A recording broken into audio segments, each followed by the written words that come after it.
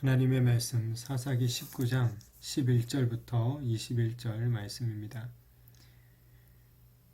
그들이 여부스에 가까이 갔을 때 해가 지려 하는지라 종이 주인에게 이르되 청하건대 우리가 돌이켜 여부스 사람의 이 성읍에 들어가서 유숙하십시다 하니 주인이 그에게 이르되 우리가 돌이켜 이스라엘 자손에게 속하지 아니한 이방 사람의 성읍으로 들어갈 것이 아니니 기브아로 나아가리라 하고 또 그 종에게 이르되 우리가 기브아나 라마 중 한 곳에 가서 거기서 유숙하자 하고 모두 앞으로 나아가더니 베냐민에 속한 기브아에 가까이 이르러 해가 진지라.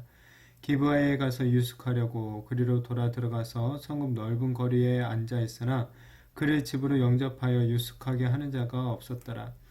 저녁 때에 한 노인이 밭에서 일하다가 돌아오니 그 사람은 본래 에브라임 산지 사람으로서 기브아에 거류하는 자요 그곳 사람들은 베냐민 자손이더라.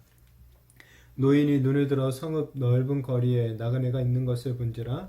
노인이 묻되 그대는 어디로 가며 어디서 왔느냐 하니 그가 그에게 이르되 우리는 유다 베들레헴에서 에브라임 산지 구석으로 가나이다. 나는 그곳 사람으로서 유다 베들레헴에 갔다가 이제 여호와의 집으로 가는 중인데 나를 자기 집으로 영접하는 사람이 없나이다. 우리에게는 나귀들에게 먹일 집과 여물이 있고 나와 당신의 여종과 당신의 종인 우리들과 함께 한 청년에게 먹을 양식과 포도주가 있어 무엇이든지 부족함이 없나이다 하니지라. 그 노인이 이르되 그대는 안심하라. 그대의 쓸 것은 모두 내가 담당할 것이니 거리에서는 유숙하지 말라 하고 그를 데리고 자기 집에 들어가서 나귀에게 먹이니 그들이 발을 씻고 먹고 마시니라. 아멘. 하나님께서 이스라엘에게 주신 이 율법의 핵심 중 하나는 이 동족을 서로 잘 돌보고 또 그와 같이 이 나그네와 이방인도 이제 사랑해야 된다라는 것입니다. 오늘 레인 일행이 이제 장인의 집을 떠나서 무리하게 동족이 사는 곳까지 이르지만은 이 환대를 받지를 못하는 그런 가운데 이 어느 한 노인으로부터 이 환대를 받고 있는 것을 보게 됩니다. 이 레이는 하룻밤 더 묵었다 가라 라는 이 장인의 요청을 간신히 겨우 이제 뿌리치고 뒤늦게 길을 나서게 되었죠. 하지만 이제 제 시간에 출발하지 못한 결과 이 여부스에 이르렀을 때는 벌써 해가 저물고 있었습니다. 이에 종이 이제 여부스, 그러니까 예루살렘에서 유숙하자라고 제안을 하죠. 이 당시 여부스 이 예루살렘은 베냐민 지파 땅에 속했지만은 아직은 이제 정복하지 못한 그런 상태였습니다. 이방인들이 살고 있는 이곳에서 유숙하자는 것이죠. 이런 종의 제안을 레인이 거절합니다. 왜냐하면 이스라엘 자손이 아닌 이방 사람들의 성읍에 이제 들어갈 수가 없다라는 어떤 이제 레인이니까 어떤 종교적 뭐 율법적인 뭐 이유가 있었겠죠. 대신에 이제 동족이 살고 있는 기브아나 라마 중 한 곳으로 가자고 합니다. 결국 레인 일행이 해가 완전히 져서야 겨우 기브아에 도착을 하게 되죠. 레인은 아마도 이제 동족의 환대를 가장 기대하면서 무리하게 기브아까지 왔을 것입니다. 그러니까 이방인보다는 동족을 갖다가 더 신뢰했던 것이죠. 자, 그런데 이런 레인의 판단이 오히려 그들로 하여금 위험에 빠지게 만들고 말죠. 만약 레인이 비록 이방인이었지만은 이 여부수 사람들에 대한 어떤 편견을 갖지 않고 이 종의 제안을 받아들였다면 앞으로 닥칠 어떤 위험을 만나지 않았을지도 있었을 것입니다. 일단 이 베냐민 지파의 땅 기브아에 도착을 했는데 정작 아무도 이 레인 일행을 이 환대를 해주지 않습니다. 맞아주지 않는 거죠. 이가 레인이 일부러 성읍 넓은 거리에 앉아서 사람들 눈에 띄는 곳에 앉아 있는데도 아무도 환대를 해주는 사람이 없는 거죠. 당시 나그네를 특히 이제 동족을 갖다가 환대하는 것 율법의 핵심 중 하나고 정말 일반적인 어떤 이 예의와 어떤 상식의 일이었다는 거죠. 그런데 이 기브아 주민들은 이 공경에 처한 레인 일행을 보고도 냉정하게 외면을 하고 있죠. 굳게 문을 닫고 아무런 형제애를 보여주지 않고 있습니다. 이런 기브아 주민들의 랭때에 이 레이는 적지 않은 단혹감을 느꼈을 것입니다. 이것을 보면 이 당시 이스라엘 민족의 공동체 의식, 공동체성이 아주 무너져 있었다라는 것을 알 수가 있죠. 이 율법과 어떤 일반적인 사회 예절까지도 완전히 벗어나서 오직 자기 자신만을 생각하고 살았던 그런 시대다라는 것을 보여줍니다. 이 개인주의적인 어떤 이기심이 이스라엘 사회 전반에 퍼져 있었다라는 것을 보게 되죠. 그런데 우리가 살아가고 있는 이 현대 사회도 사실 이와 비슷하지 않습니까? 이 사람들이 점점 개인화되고 있습니다. 심지어 가족들 간에서도 더 이상 이게 가족 공동체가 아니라 어떤 개인으로서 삶을 살아가려고 하는 그런 경향들이 많죠. 참 이 시대를 우리는 말해서 각자 도생의 시대다라고도 말을 하는데, 이런 각자 도생의 시대에서 이 현대인들은 치열하게 다른 사람들과 경쟁하면서 살아가야만 하는 그런 상황 가운데 있습니다.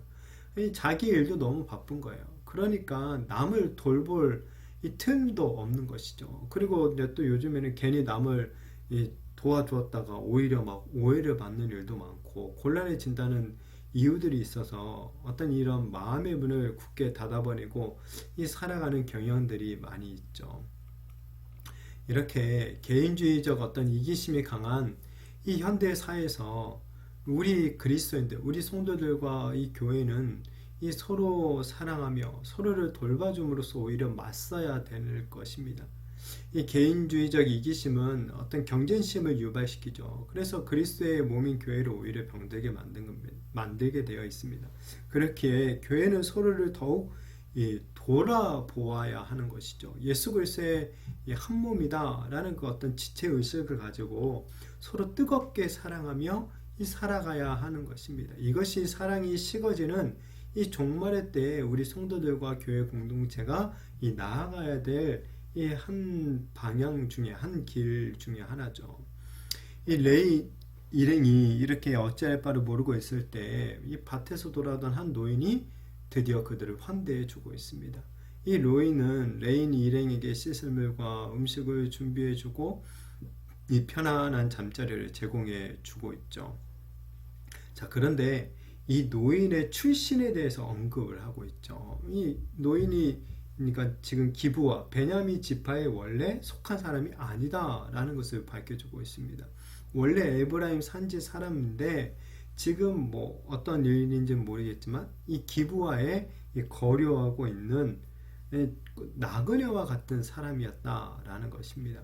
그러니까 지금 뭡니까? 나그네가 이 나그네를 대접해주고 있는 것이죠. 이 소외된 자, 이 타 지역 사람이니까 이 공동체성이 무너진 당시 시대에 타 지역 사람이 와 있으니 이 소외된 자였죠. 이런 근데 소외된 자가 오히려 공경에 처한 자에게 환대를 베풀고 있는 것이죠. 이 레인 일행을 이렇게 환대하고 있는 노인, 이 노인은 하나님의 이 율법, 말씀을 따르고 있는 것을 우리는 보게 되죠. 자, 오늘날 교회는 이 나그네를 환대한 이 노인보다는 나그네를 갖다가 냉대했던 기브와 사람들과 오히려 비슷하지 않는가라는 생각을 하게 됩니다. 오늘날 교회는 너무 세상의 주류에 편승하려고 하는 모습을 참 많이 보이고 있죠. 그래서 세상의 어떤 기득권을 차지하고 그 자리에만 머물러 있으려고 하는 경향이 참 많이 있습니다.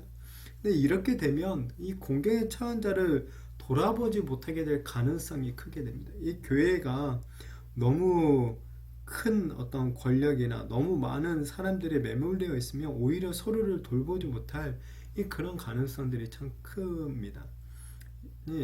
그러니까 세상에 견줄 만한 어떤 아상을 쌓는 일에만 이 교회가 몰두하게 된다면 전자 하나님의 말씀이 요구하고 있는 어떤 환대와 이 베품의 그런 삶과 공동체가 될 수가 없는 것이죠. 자, 그렇다면 우리 성도님들은 어떠신 것 같습니까? 분명 이 공경에 이 처한 자에게 환대를 베푸는 일 참 쉽지 않죠. 왜냐하면 이것은 우리 자신의 희생을 요구하는 일이기 때문에 그렇습니다. 그렇지만 우리가 먼저 기억해야 될 사실이 있죠. 바로 우리 주님께서 공경에 처했던 우리들에게 환대를 먼저 베풀어 주셨다라는 사실이죠. 죄로 인해서 죽을 위기에 처했던 우리 주님께서는 기꺼이 자신의 모든 것을 우리를 위해 내어주시고 우리를 살려주셨습니다. 이런 주님의 환대를 받은 우리 또한 이 공경에 처한 사람들에게 이 환대를 베푸는 것이 마땅할 것입니다.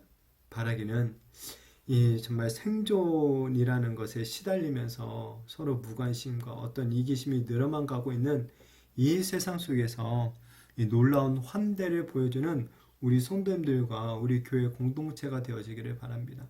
비록 우리 자신을 희생하는 일이기에 어려울 수 있고 힘들 수 있고 그렇지만은 그럼에도 우리 주님이 베풀어 주신 그 놀라운 환대를 먼저 기억하면서 우리들도 이렇게 환대하는 그러한 사람들이 되어지기를 축복합니다. 그래서 정말 세상에서 좀 버림받고 소외당하고 무시당하며 이 공경에 처한 사람들이 우리 교회가 내미는 우리 성도들이 내미는 우리들이 내미는 그 환대의 손길로 인해서 그들이 다시 한번 쉼과 어떤 소망을 얻고 나아가게 되는 그런 역사들 무엇보다도 하나님께서 베풀어 주시는 그 구원의 역사들이 정말 일어나게 되어지기를 예수님의 이름으로 축복합니다.